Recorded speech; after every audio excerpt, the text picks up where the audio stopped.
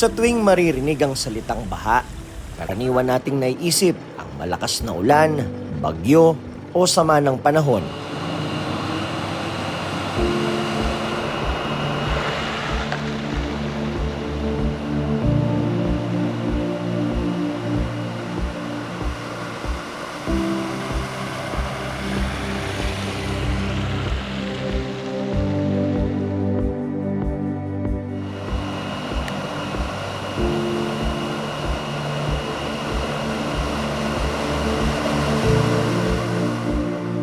Pero sa isang bayan sa Bulacan, may baha kahit walang ulan. May baha kahit maaraw. May baha kahit walang bagyo.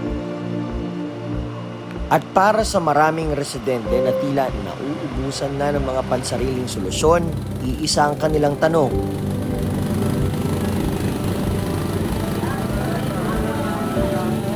sa unti-unti nilang paglubog sa baha, darating pa kaya ang araw na sila'y makakaahon?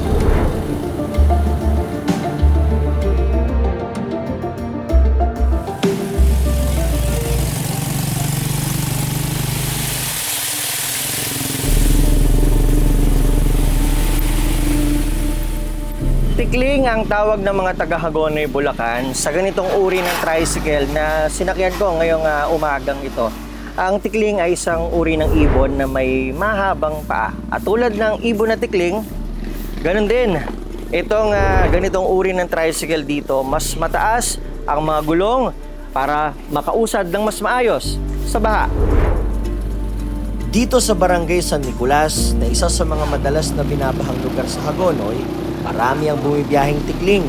Hindi ito ginawa para maging kakaiba. Ginawa ito dahil kinakailangan. Dahil sa taas ng tubig na madalas bumalot sa kanilang mga kalsada, kailangang umangkop ang mga residente upang makapagpatuloy sa kanilang pang-araw-araw na buhay. Dito kasi, hindi na tanong kung magkakabaha. Ang tanong na lamang ay gaano kataas ang tubig sa kada araw. High tide ang madalas na dahilan kung bakit bumabaha sa Hagonoy kahit walang ulan o bagyo. Sa mga buwan ng September hanggang January, tuwing gabi ang nararanasang high tide sa Hagonoy. Sa umaga naman mataas ang tubig dagat tuwing February hanggang August. Gaya sa araw na ito, nang bisitahin namin ang Hagonoy, nasa 4.3 meters ang inaasahang high tide. Kaya ang baha, almusal pa lang ay kasama na ng mga taga rito. Pero ang mas kapansin-pansin ayon sa kapitan ng barangay, hindi naman po ganito kalaki ang baha nung nakakaraang taon. Mga lumipas mga 3 taon, ayan, sobrang hindi na normal ang laki ng naging baha dito sa aming barangay at sa aming bayan. Malaki ang tinaas ng baha dito. Base sa pag-aaral ng University of the Philippines Resilience Institute, bukod sa patuloy na pagtaas ng level ng tubig sa dagat, patuloy rin ang paglubog ng lupa sa ilang parte ng Pilipinas, gaya ng Bulacan. Sa kanilang pag-aaral, napag-alaman na mula noong 2014 hanggang 2020 ay 10.9 centimeters kada taon ang inilulubog ng ilang bahagi ng Bulacan, kasama ang bayan ng Hagonoy, o nasa 25 inches na sa loob ng 6 na taon na yan. Kap, dito bakit ba't dito walang tubig? Itong kalsada namin, kagagawa lang ito, simula noong 2023. 2023. Kumbaga pinataasan, ano? Ang laki ng tinaas nito. Yung taas nito ay halos 1 metro. 1 metro. Dati, isa to sa mga nilulubog. Buong barangay ko, pakita natin yung isang. Dito raw tayo, pakita natin yung mga bahay na bagamat walang tubig dito. Pansinin nyo, medyo mababa pa yan. Tingnan natin sa mga eskinita, sa loob ng mga bahay. Mababa pa yan kasi sakal, pero mamaya, ang tubig na manggagaling sa kanya, yung pumasok sa galing ilog. Galing ilog? Oo, ngayon pa lang Aangat yan. pa? Oo.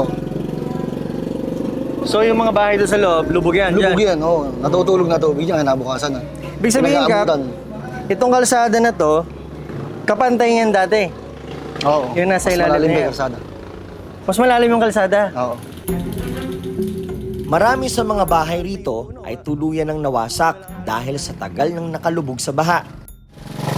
May mga umalis na ng taga rito, Kap. Marami na. Marami na.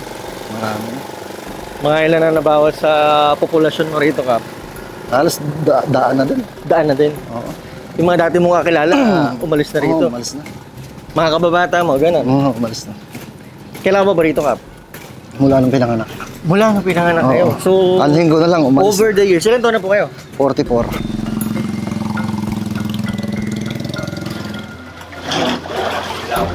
Ilan lang to sa mga compound dito sa Barangay San Nicolas na talagang hindi na inaalisan ng baha. Itong bahaging ito, katabi raw ito ng ilog. At kung makikita nyo, ay punong-puno na pa rin ng tubig hanggang ngayon. Mga ilang araw na itong tubig na rito, Kap. Hindi naman siya nawawala. Hindi nawawala mula sa pool. Pinag-aabutan na. Okay, kung tag-init, tag-ulan, ay nandiyan na raw itong tubig na nakikita nyo. At hanggang sa tinaas na rin yung kalsada, pakita naman natin kung gaano ang itinaas ng kalsada. Ito na, ito nga, yung bubong. Halos mumuntog na ako sa sobrang itinaas na ng kalsada. Ito yung kalsada rito sa Barangay Road ng San Nicolas. At ayan, halos nagsilubugan na itong mga bahay dito. At hindi nawawala yung tubig baha. Hindi pa tapos ang pagpapataas ng kalsada, kaya kung saan ang inabot ng konstruksyon ay doon naman ang simula ng baha sa lugar. Kamakailan ay pinost ni Barangay Chairman Amor Angeles sa social media kung paano nila sinusolusyonan ang baha sa kanilang lugar. Makikita ang paglangoy sa tubig ng isa sa mga tanod ng barangay para maglagay ng mga malalaking bato sa bahaging ito ng kanilang barangay para magsilbing flood control project nila. Malakas na rin ang ragasan ng tubig habang ginagawa nila ang mga harang. Ang dapat kasing flood control project na sa ilog dapat itatayo, hanggang ngayon ay hindi nagagawa. Ang nakikita nyo ngayon sa aking gilid ay ang temporary flood control project na mismong barangay na ang umimbento para kahit papaano ay hindi dumaloy ng malakas o rumagasa ng malakas ang baha dito sa Barangay San Nicolas. Malalaking bato, mga sako at banyera na punong-puno rin ng bato ang ginamit nila para hindi rumagasa ang baha sa kanilang mga kabahayan. At ang aking tanungin kung magkano ang nagastos ng mga taga-Barangay San Nicolas sa temporary flood control project na to, ang kanilang sagot, merienda lang para sa kanilang mga barangay tanod na umasikaso nito. Dito sa aming barangay ay meron daw nila ang flood control, di umano. At dito pa mismo sa tapat na to, na nilagyan namin ng harang. Diyan sa may ilog? Oo, sa may ilog. Kung yun ay naitayo sana, kahit pa paano, ay makakadaan ng maayos ang ating mga naghahanap buhay sa karsada. Pati yung mga sasakyan, mga tao, walang magiging aberya.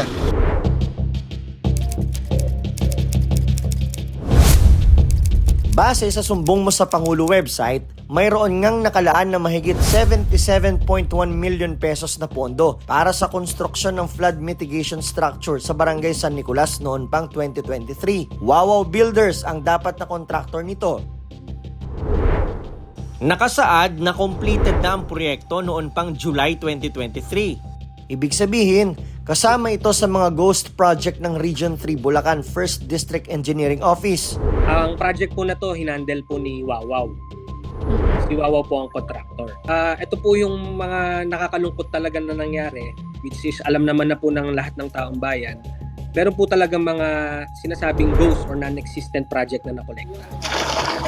Katabi lang ng bahay ni Roy ang temporary flood control project na ginawa ng barangay. Nasa likod naman ng bahay nila ang mismong ilog kung saan dapat itatayo ang dapat na proyekto ng gobyerno. At dahil nga walang pumipigil sa baha, hindi na mapakinabangan ngayon ang unang palapag ng bahay niya. At kada taas ng kalsada, kailangan ding itaas ng bahay nila para hindi lumubog sa baha.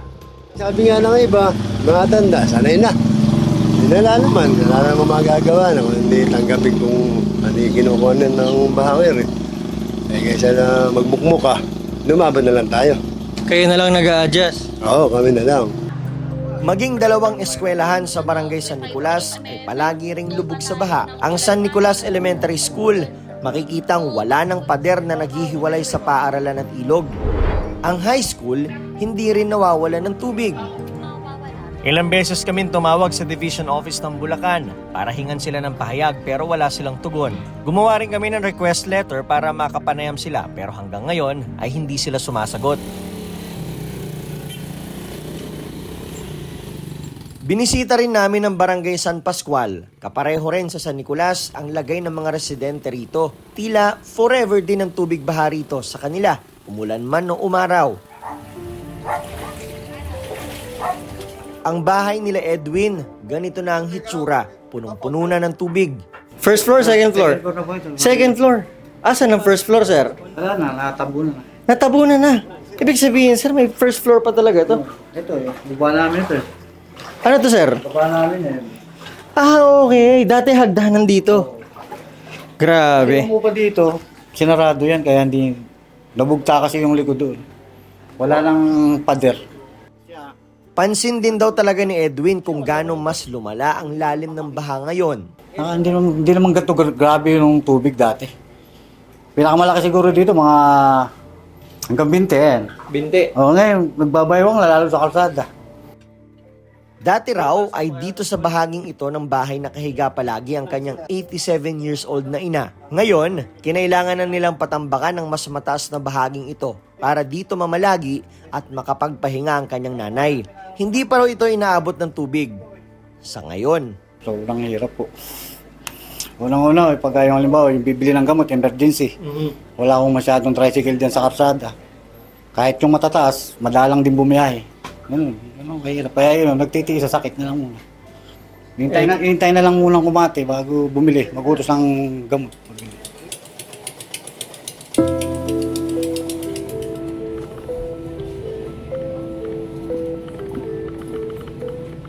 tabing ilog naman mismo nakatira sina John Joseph kasama ang kanyang 5 anak. Ngayong may pasok na naman, iniisip niya muli ang magiging sitwasyon ng mga anak, lalo't palaging may baha sa kanila. Minsan po pagka hindi nagka-cancel ng klase, obligado po kami. Minsan binubuhat ko lang po yung mga bata palabas. Kasi nga po sa daan, baha. Minsan malalim talaga. Hindi kaya. Opo, may part po na dadaanan naming malaki talaga tubig. Kaya hindi po kakayanin ng bata kasi minsan hita nila or minsan hanggang bewang pa. Pinamana lang daw ng kanyang mga magulang ang bahay na tinutuluyan nila ng kanyang mga anak. Gustuhin man daw nilang umalis, wala naman daw silang mapupuntahan sa ngayon. Lalo't hindi sapat ang kanyang kita sa pamamasada ng tricycle. Pero hindi raw ibig sabihin ay hindi na sila makaaalis dito kahit kailan. Sa ngayon, anong pangarap mo para sa mga anak mo at sa iyong pamilya? Pangarap ko po talaga maialis sila rito. Magkaroon sila ng magandang tirahan. Makatapos sila ng pag-aaral. Katulad ng sa Barangay San Nicolas, nakalistang completed din noong March 2024 ang 144.7 million pesos revetment construction project sa Barangay San Pascual. Tapos siya noong March 2024 na alam ko nasa kasama po dun sa case no final kay Diskaya noong mga nakaraan.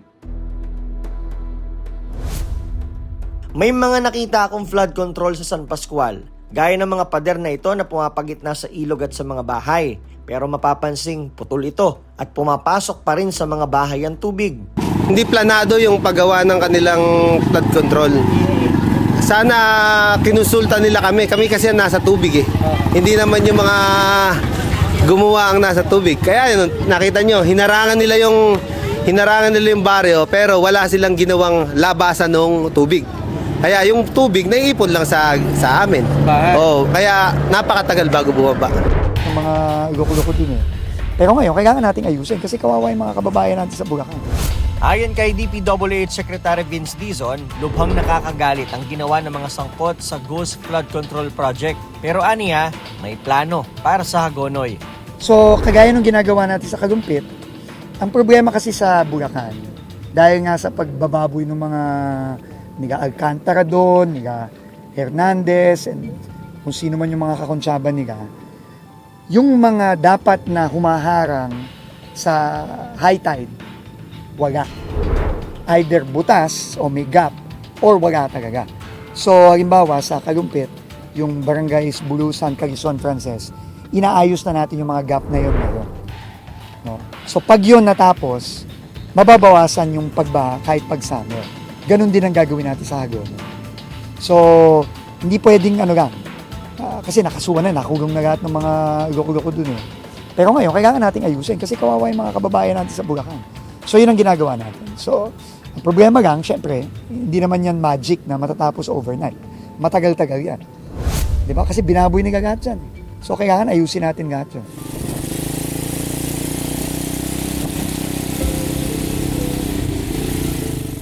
Sa mga ganitong sitwasyon na nararanasan ng ating mga kababayan, ang palagi lang naman nilang sambit ay sanay na. Pero sa haba ng panahong nakalubog sila sa ganitong problema, ang mga sanay na gusto na rin daw sabihing, hanggang kailan pa ba? Dahil marami rin sa kanila ang sawa na. Mula rito sa Hagonoy, Bulacan, ako si Nico Wahe para sa Nation on the Move.